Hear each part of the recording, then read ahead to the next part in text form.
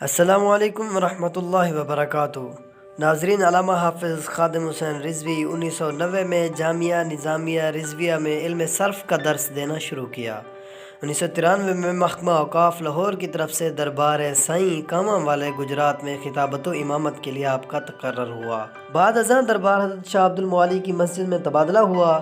وہاں حکومتی پالیسیوں پر تنقید کی وجہ سے 4 ماہ کے لیے معطل کر دیے گئے۔ اس کے بعد بحال ہو کر پیر مکی صاحب لاہور کی مسجد میں فرائض انجام دینے لگے۔ اسی دوران آمر حکمران پرویز مشرف کے دور میں مشرف کی اسلام دشمن پالیسیوں کے نتیجے میں شروع ہونے والی نظام مصطفیٰ صلی اللہ علیہ وآلہ وسلم تحریک میں آپ نے بھرپور شرکت فرمائی اور 2006 میں اسیری بھی کاٹی۔ پیر مکی مسجد میں بطور خطیب اپنے فرائض کی انجام دہی کے دوران علامہ حافظ خادم حسین رضوی حکومت کی اسلام پالیسیوں پر کھلے عام تنقید کیا کرتے تھے۔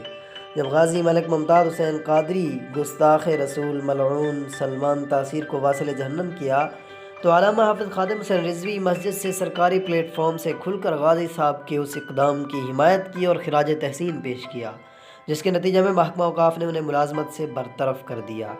بعد ازاں محکمہ اوقاف حکومتی پالیسیوں پر تنقید ترک کر دینے کی صورت میں آپ کو ملازمت کی بحالی کی یقین دہانی کروائی، مگر آپ نے ایسی ملازمت کو ٹھکرا دیا جس میں حق بیان کرنے کی ممانعت ہو۔ ناظرین، یہی تھی آج کی مخلص انسان کے بارے میں ویڈیو۔ اگر ویڈیو اچھی لگی ہو تو اس کے بارے میں ایک کومنٹ ضرور دیجیے گا اور چینل کو سبسکرائب کرنا نہ بھولیے گا۔ والسلام۔